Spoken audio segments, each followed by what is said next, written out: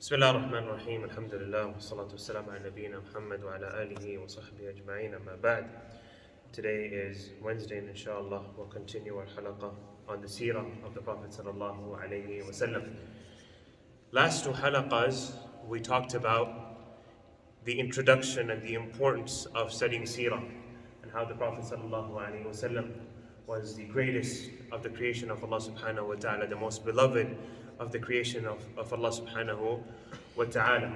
And today inshallah we'll talk about the pre-prophet era, the situation or the life or what was going on in the world before the Prophet sallallahu alaihi wasallam came. And the reason for that is we can only appreciate something if we know what would happen in the absence of something. So the person who has wealth, when does he appreciate wealth?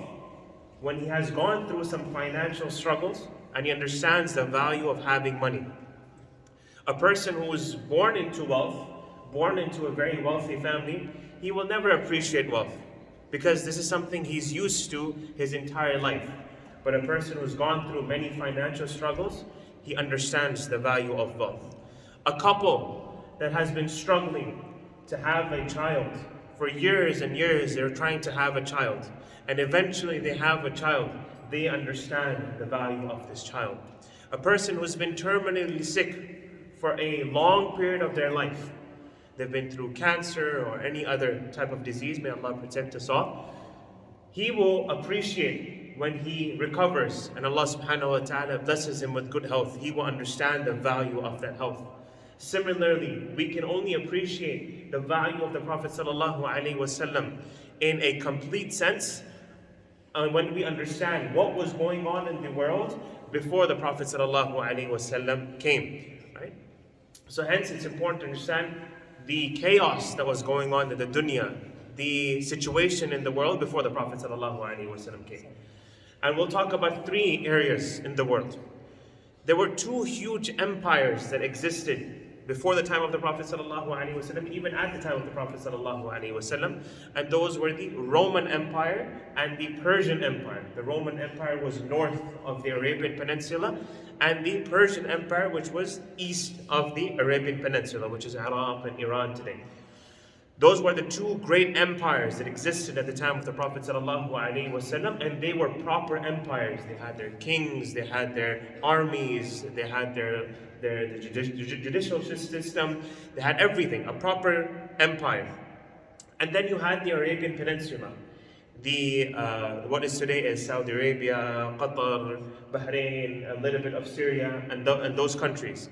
And those countries did not have an empire. It was just a group of tribes that lived over there. Every tribe to its own. The stronger tribe would eat up and conquer the weaker tribe. There was no system of law. There was no system of society. It was just a chaos that was going on. So this was the situation, or these were the three areas that existed at the time of the Prophet ﷺ that we know of.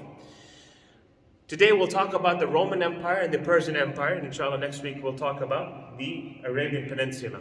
When it comes to the Romans, or before that, there's a hadith of the Prophet ﷺ where the Prophet ﷺ says that Allah subhanahu wa ta'ala looked at the earth, meaning before the Prophet ﷺ came, and he despised everyone who lived on the earth. مَقَتَهُمْ عَجَمَهُمْ وَعَرَبَهُمْ. He detested them, abominated them, despised them because of the filth and the corruption that was prevalent at that time. Except for a few people that were the remaining followers of the people of the book. And the wording that the Prophet ﷺ uses is بَقَايَا أَهْلِ الْكِتَابِ. Just a few people here and there. There's no society, there's no community that was religious.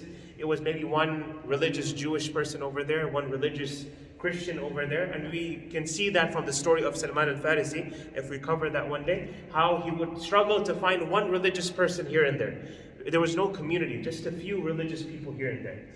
So this was the situation, how Allah subhanahu wa ta'ala looked on the earth, and this was the reality of what was going on the earth. Meaning filth and corruption was at an all-time high. And we'll give examples. The Roman Empire, for example, zina and fornication and adultery was prevalent everywhere. And they mentioned one of the reasons for that is because mahar and the dowry was extremely high. It was very difficult to get married, and hence fahisha and obscenity and promiscuity was very prevalent in the Roman Empire. People were committing zina left and right as if it was something normal. The second thing was, they had racism was very strongly prevalent everywhere at the time of the Prophet, before the Prophet ﷺ, and everyone had a different way of dealing with racism or including racism in their day-to-day lives. For example, the Romans, if you ever watched an old Roman movie, you will see the Colosseum, you will see the gladiators fighting with animals and fighting with each other. All of us have seen that.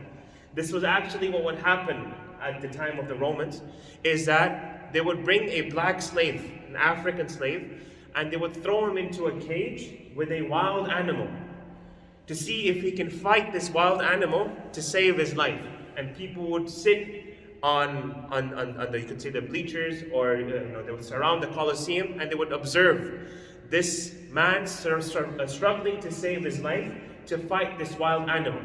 And they would be amused and entertained by this. If the human being is killed, they would have a different reaction. If the animal wins, they have a different reaction. If the slave wins, they have a different reaction.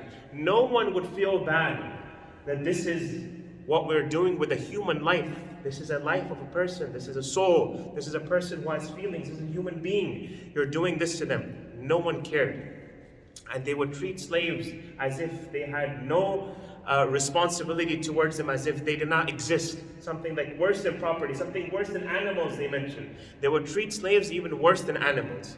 And when we look at the Prophet ﷺ and we compare the Prophet ﷺ, how he used to treat his servants and his slaves, we find out that the Prophet ﷺ mentions in many ahadith that give them the clothes that you wear, feed them with the same food you eat. And the most beautiful story of that is the story of Zayd ibn Haritha. Zayd ibn Haritha was a slave of the Prophet ﷺ.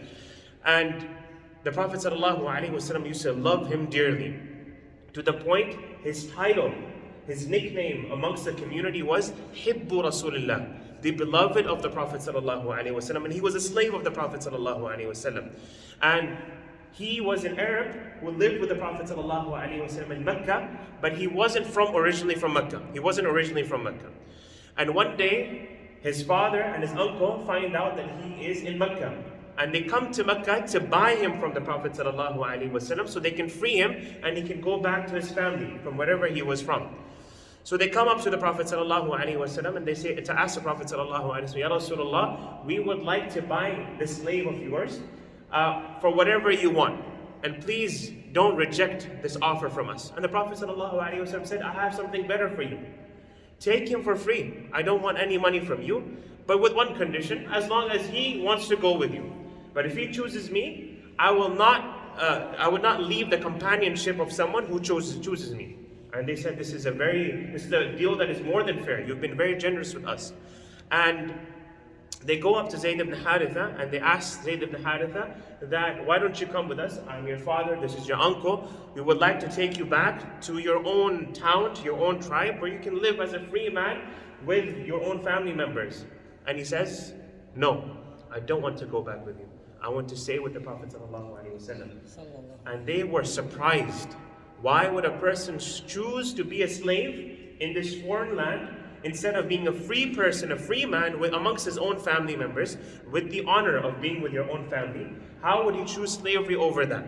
And they asked Zayd, why are you doing this? And he said, if you were to experience and see what I see and experience from the Prophet ﷺ, you would have done the same. And this is how the Prophet ﷺ would treat the people who would serve him.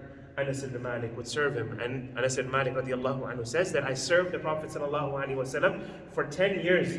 Not once did he reprimand me for anything. Not once did he tell me to do something that I didn't do, or to not do something that I did. This was how the Prophet ﷺ treated. And the hadith in the reward of freeing slaves and the expiation, the kafarat that we have in our religion, almost every one of them has to free a slave, to free a slave. Islam encouraged freeing people and to respect everyone no matter what their status is in terms of dealing with you, whether they're serving you or you are being served, everyone has to be treated with respect. The Jews at the time of the Romans once conquered Beit al-Maqdis, Jerusalem, and they gathered all the Jews in Jerusalem, and they told the men in their community that you have to kill your entire family, your children, your spouses. You have to kill them all if you want to stay alive. And if you don't, we will kill you. Meaning you have an option. Either you die or you kill your family members. And it is mentioned that a majority of them, if not all of them, ended up killing their family members to save themselves. And they can't be blamed after the pressure and the oppression that they went through for them to take such a choice. This was the oppression, this was the way they treated other people, the Romans, this great Roman Empire that everyone likes to boast about. This is what they did. And look at the example of the Prophet ﷺ. The Prophet ﷺ explicitly tells us, whenever you engage in war, you cannot kill women, you cannot kill children, you cannot kill a person worshipping whatever God he's worshipping, and he's dedicated himself like a monk or a rabbi or a priest who has dedicated his life to worship whatever God he's worshipping. You cannot touch them. Anyone who's not in combat with you or wants to fight you, you cannot touch them. When the Prophet ﷺ enters Mecca after 10 years, after 8 years, he enters Mecca. Finally, Mecca is under the rule of Muslims, and the people who had waged war against them for over a decade, people who had attempted to kill him and his family members and his companions, the Prophet ﷺ meets them. What does he do?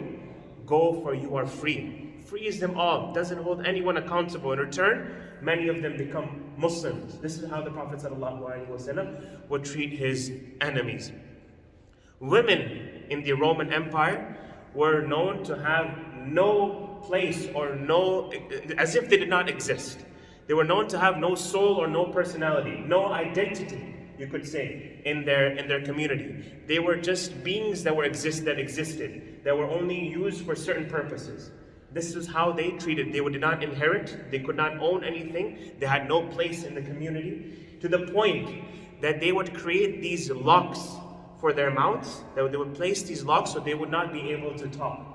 And this was for all the women at that time. Even the kings, or you could say the Caesar's wife, his wife would have to wear this lock on her mouth so she would not talk all day. This is how they treated women, with such humiliation, with such disrespect, with such as if they did not exist, worse than animals.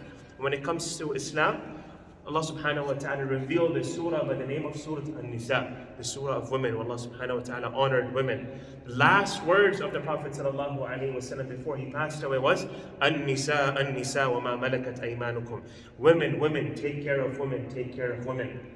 The Prophet ﷺ would be sitting, and Fatima radiallahu anha, his daughter, would come. He would stand up and greet his daughter to honor Fatima radiallahu anha. This was how the Prophet ﷺ, when it came to his wives, he would bend down, let them step on his knee so they could ride the camel and mount the camel whenever they would be traveling, or whenever one of his wives would want to mount a camel. The Prophet ﷺ would bend his knee so they could step on his knee and mount a camel. When Khadija radiallahu anha passed away, the Prophet ﷺ would send gifts to the friends of Khadija to honor and to remember Khadija. This is the place of women in Islam. Women inherit, women have a respect. The Prophet ﷺ hadith mentions, whoever is blessed with daughters and he raises them to be pious women, they will protect him from the hellfire. Meaning, what an honor to have a daughter. Allah subhanahu wa ta'ala will give you Jannah through your daughters. Look at the drastic difference, the contrast, how different Islam was, how different Islam is than what the Roman Empire and the ethics and the norms of the Roman Empire was. This was the Roman Empire. Then we come to the Persian Empire that was on the eastern side of the Arabian Peninsula. Incest in the Persian Peninsula, in the Persian Empire was very prevalent. A person would marry his daughter, he would marry his sister, completely normal. In fact, one of the kings of Persia, he married his daughter, and after a few years he killed his daughter, and no one held him accountable. Something completely normal in their time. Racism was extremely prevalent at that time. The king of Persia, no one was allowed to be extremely close to him. The closest people that would get to him were the ministers and the governors, and they had to sit in a distance of 5 meters. They had to stay away 5 meters. The closest they can get to him would be 5 meters away. Any closer, they were not allowed to be to the king of Persia. Then would come the messengers who would deliver and pick up messages from the king. They had to stay away 15 meters away from the king of Persia. And the remaining society, they had to stay even further. And when they entered upon the king of Persia, they had to do sujood and prostrate to the king until the king gave them permission to rise up and to talk to them. They would also be given white pieces of cloth to put in their mouths so they would not mess up the air. So the air would remain clean, and their whatever comes out of their mouth would not make it filthy. This is how racism and the caste system, you could say, existed. They had 7 levels of people, and majority, approximately 90% of the people were from the lowest caste, who didn't have much rights or privileges in living in that society. And when we look at the Prophet ﷺ, he would be walking, and a Bedouin would come and grab the Prophet ﷺ from his collar until it would cause a rash on the neck of the Prophet ﷺ, and he would still be smiling at that person, and he would fulfill whatever they were asking for. The Prophet ﷺ would be walking in the streets of Medina. A person would come, a young girl would come and grab the hand of the Prophet ﷺ, and the Prophet ﷺ would walk with her wherever she went until she got tired. When someone would shake the hand of the Prophet ﷺ, the Prophet ﷺ would not let go until that person was the one who took his hand away out of respect for that person. And we covered a few months ago when we talked about how the Prophet ﷺ would talk to other people. He would give them his full attention. He would face them. Meaning if someone on the Prophet ﷺ's right side was talking to him, he would turn and talk to him face to face out of respect to that person. This is how the Prophet he would be the one who would initiate salams, not wait until people would come and give him salams because he is the Prophet of Allah. He would be the one who would initiate and give salams to other people. When the Prophet entered Medina, many or majority of the people in Medina had no idea how the Prophet looked, because they didn't have pictures back then.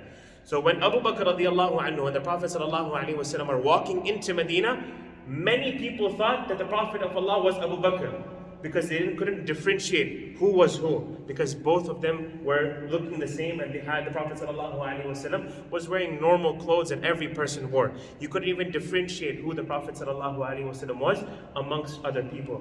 The humility that the Prophet ﷺ had, and hence Allah subhanahu wa ta'ala honored him in the dunya and the akhirah. So this was the situation in the Roman and the Persian Empire, and there's a lot more. If you go into and research this, there's a lot more corruption and a lot more filth that existed at that time, and hence we see the dire need that the world needed for the arrival of the Prophet ﷺ and the effect of the Prophet ﷺ, where within 20 or 30 years the whole world changed, and the iman and justice prevailed in the world because of the Prophet ﷺ. So we ask Allah subhanahu wa ta'ala to bless us with the knowledge of the seerah of the Prophet ﷺ, and to bless us to emulate the sunnah of the Prophet ﷺ. We ask Allah subhanahu wa ta'ala to reunite us in the gardens of Jannah with the Prophet ﷺ and his companions and his family members, just the way he gathered us in this beautiful masjid.